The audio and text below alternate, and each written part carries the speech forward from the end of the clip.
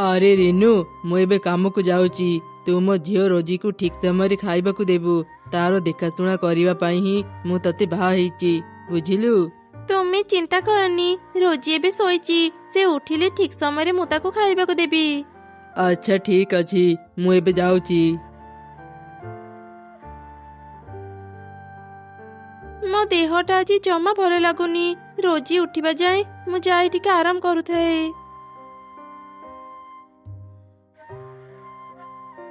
माँ एजाई सोईच शीघ्र उठ मते भोक लागिलानी जाओ मो पे खाइबा बाड़ीबो। मारी आज मो देहटा जमा भल लगुनी मु खाइबा रोसई करि देइची जा माँ खाइबा बाड़ी खाइ नेबो। मु आज फल बिक्री करबा को भी जाई परिबिनी आज गोटे दिन मो घरे रही आराम करे।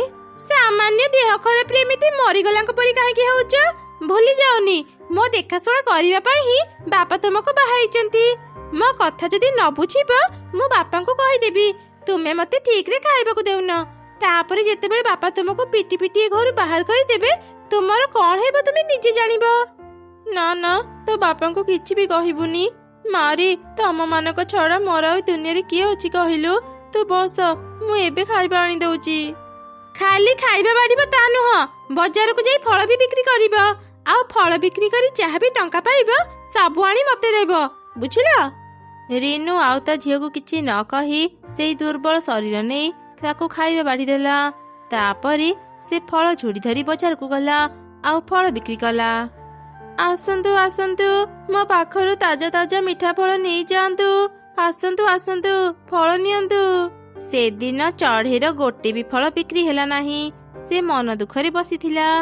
आज मोर गोटे भी फल बिक्री हेला नाही घर को गले मो साबत झियो मो सह कोन जे करिबो किछि बुझी पारुनी भारी शोष लागिलानी। एई तो आगरे गोटे कुआ अछि जाय टिके पानी पी आसे तापरे घर को जीबी। एमिति कही चढ़ई पानी पीबा पई कुआ पाखकू गला हठात तार पाद खसी से कुआ भितरे पड़ी गला आउ से एक नुआ दुनिया को चली गला। अरे को मु तो कुआरे पड़ी जाइथिली ई केमितिका जगह को चली आसिली। चढ़ी से जगह को देखि आश्चर्य होउथिला ठीक सेही समय रे किछि अंडा ता पाखकू आसिले। एई देख गोटे चढ़ई एते दिन परे मु आज गोटे चढ़ई को देखुची। ए को तमे माने अंडा हेई कथा केमिति कहूच।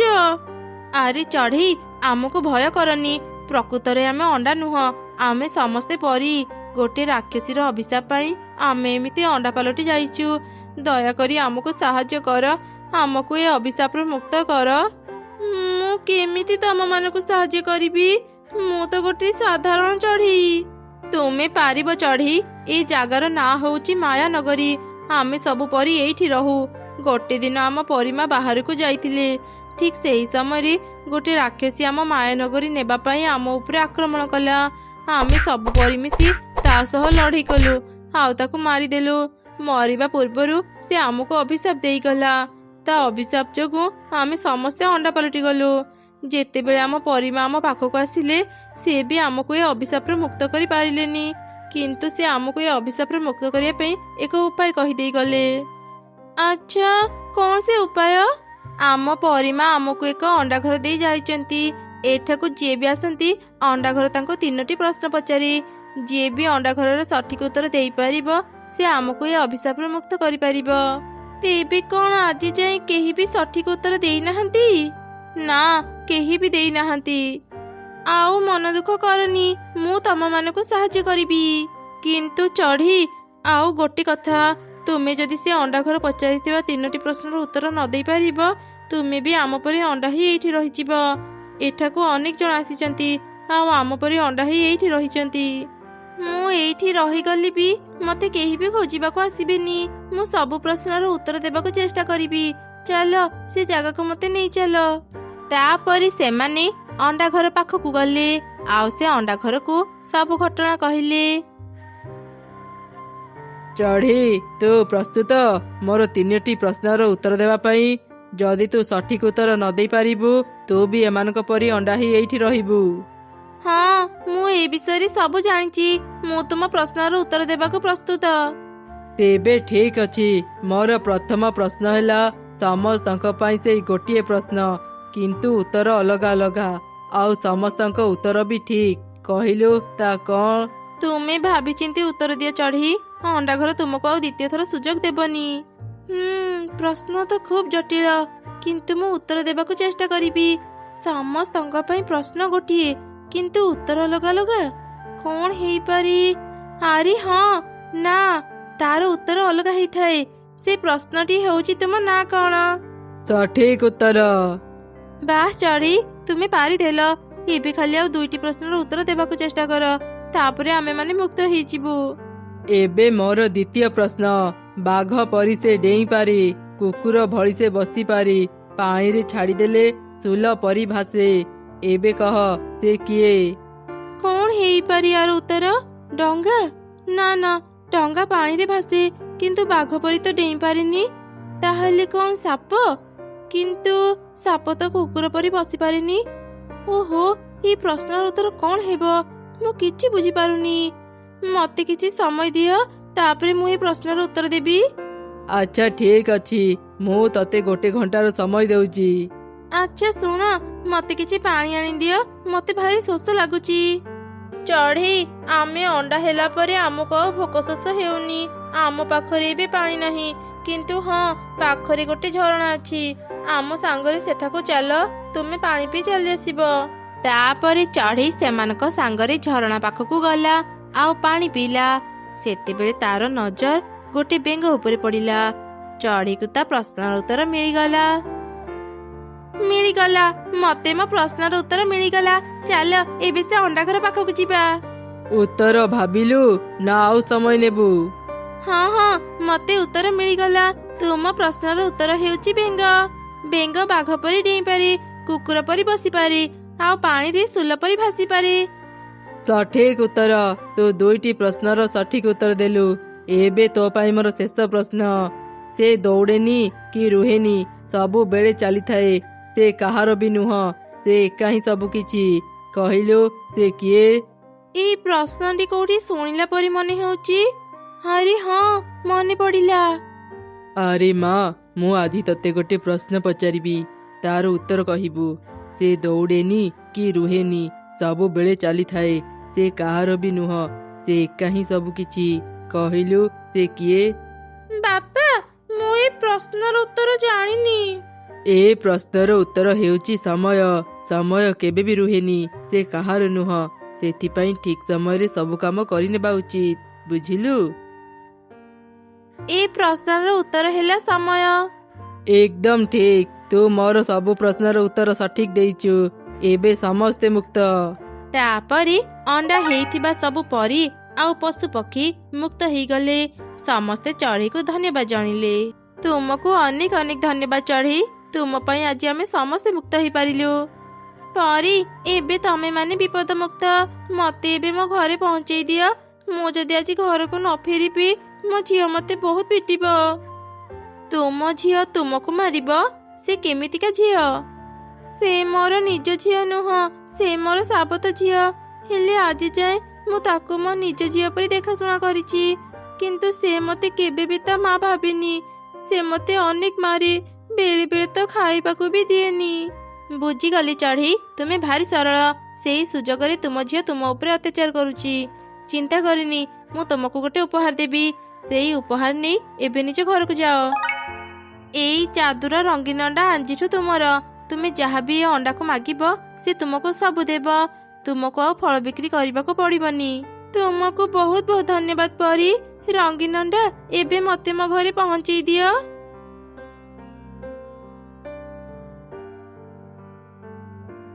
ଏତେ ସମୟ ଯାଏଁ ତୁମେ କୋଉଠି ଥିଲ? ଆଜି କ'ଣ ଖାଇବା ରୋଷେଇ କରିବନି? ଦିଅ, ମତେ ଫଳ ବିକା ଟଙ୍କା ଦିଅ, ଆଉ ଯାଅ ଶୀଘ୍ର ଯାଇ ରୋଷେଇ କର। କ'ଣ ମିଛ କଥା ଗୁଡା କହୁଛ? ମୁଁ ଜାଣେ କାମ ନ କରିବା ପାଇଁ ଏମିତି ବାହାନା କରୁଛ।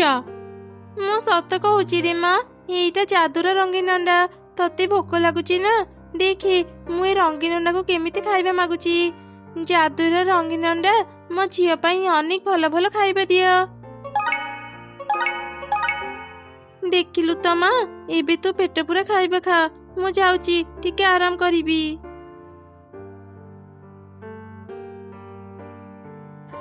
ସାବତ ମାଙ୍କ ପାଖରେ ଯାଦୁର ଅଣ୍ଡା ଅଛି।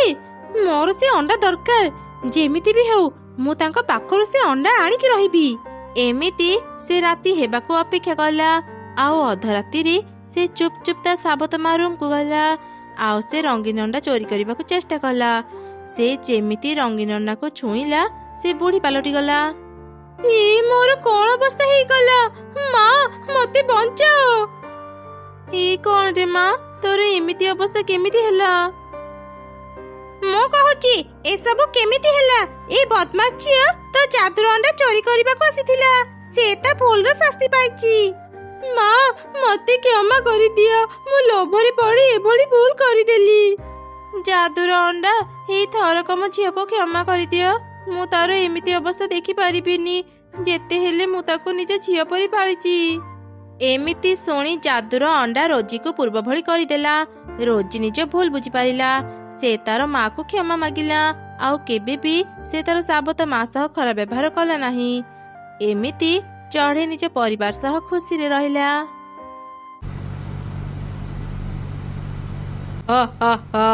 देख देख मिट्टू, मु केते स्पीड रे भी गाड़ी चलाउची, मोर किछि भी हेबनी। अरे मरीगली रे, मो गोड़ भांगी गला, मो मुंड फाटी रक्त बाहरुची। ओह भारी कष्ट हेउची, मते केही बंचाओ। आजी मो बहुत खुशी। मु आजी मो मन पसंदर कार किणिबाकु जिबी। तापरे काऊ कार किणिबाकु गला। से नुआ कार किणी घर को फेरुथिला। सेतेबेले तार पाख पड़ोसी चढ़ई सह तार देखा हैला। किरे चढ़ई, तू कुआडे जाउचु? काऊ भाई, तुमे कारे बसिच? तुमे कौन नुआ कार किणिच? हाँ चढ़ई, मु आजी नुआ कार किणिची। कहिलु मो कार केमिति हेइची? खूब सुंदर हेइची काऊ भाई। बहुत भल कारटिए किणिच। धन्यवाद चढ़ई। अच्छा, तो मुंडरे एटा कौन बोहिकी नेउचु? एईटा चाउल बस्ता। घरे गोटे भी चाउल नथिला। मु चाउल किनिया पे बाजार को आसीथिली।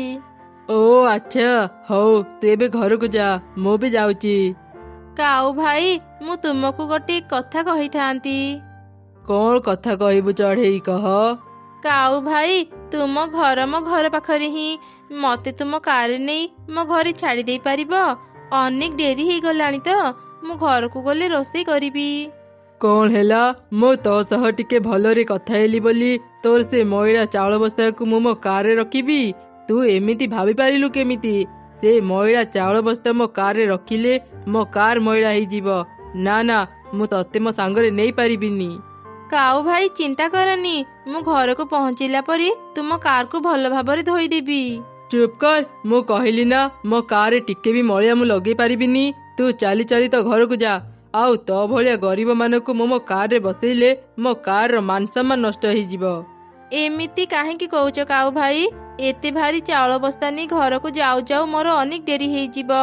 सेपटे मोर दुई छुआ भोकिला अछंती। सेथिपई तुमको साहाय्य मागुथिली। अन्य को जदि साहाय्य करिवो काऊ भाई, भगवान तुमको साहाय्य करिवे। जा जा, ए उपदेश आउ काहकु देबु जा। मोर कहारो भी साहाय्य दरकार नाही। मु एका ही 100 जन सह समान, बुझिलु? एमिति काऊ चढ़ेर अपमान करी निज कार धरी जंगल भीतर को बुलिया पे चली गला। चढ़ई चाउल बस्ता धरी घर को जाउथिला। हठात से काହାର चित्कार सुनी अटकी गला।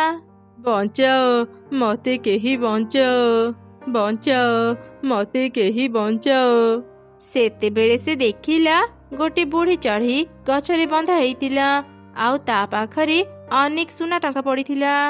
ए कौन बुढ़ी माँ, तुमको एमिति किए बांधी रखिची? आउ एठी एते टंका काहेकि पड़िची? चढ़ी, मते आग बंचा, तापरे मु तते सब कथा कहिबी। एमिति सुनी चढ़ी बुढ़ी चढ़ीर दौड़ी खोली ताको मुक्त कला। चढ़ी, तू बहुत भल, तू आज मोर जीवन रक्षा कलु। ए कौन कहउचंती बुढ़ी माँ? मो जगारे आउ के थिले भी से तुमको साहाय्य करिथांता।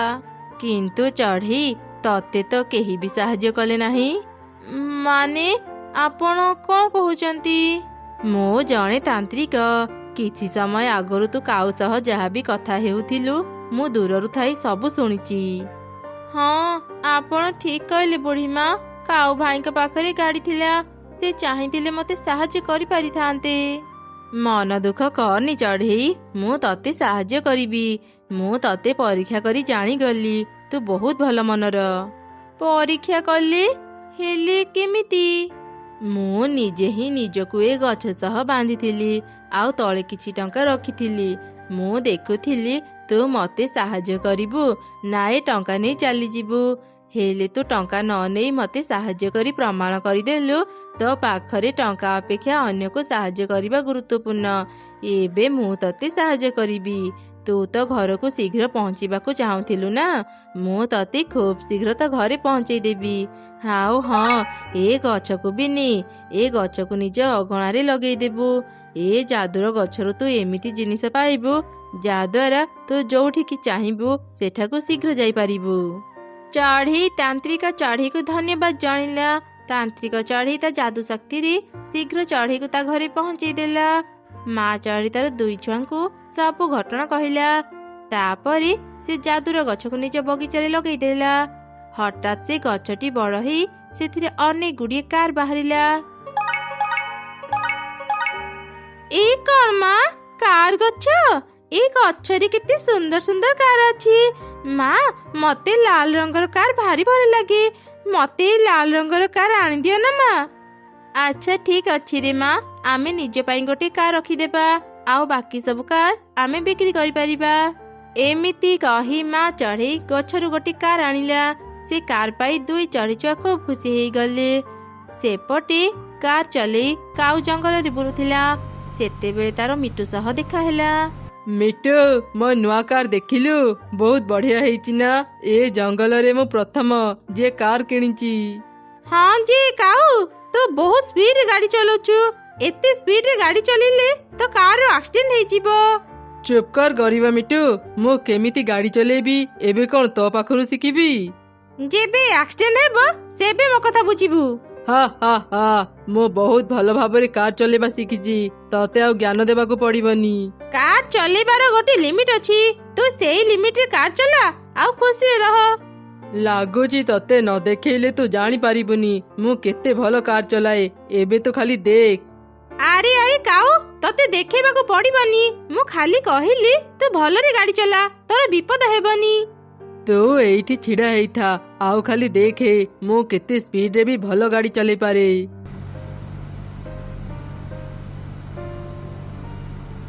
ହା ହା ହା, ଦେଖ ଦେଖ ମିଟୁ, ମୁଁ କେତେ ସ୍ପିଡରେ ବି ଗାଡି ଚଲାଉଛି, ମୋର କିଛି ବି ହେବନି। ଆରେ ମରିଗଲି ରେ, ମୋ ଗୋଡ ଭାଙ୍ଗିଗଲା, ମୋ ମୁଣ୍ଡ ଫାଟି ରକ୍ତ ବାହାରୁଛି। ଓଃ, ଭାରି କଷ୍ଟ ହେଉଛି, ମତେ କେହି ବଞ୍ଚାଅ। ମୁଁ ଆଗରୁ କହୁଥିଲି ନା କାଉ, ପାଗଳାମି କରନି, ଲିମିଟରେ ଗାଡି ଚଲା। ଚାଲେ, ଏବେ ମୁଁ ତତେ ହସ୍ପିଟାଲ ନେଇଯିବି। ତାପରେ ମିଟୁ କାଉକୁ ନେଇ ହସ୍ପିଟାଲ ଗଲା।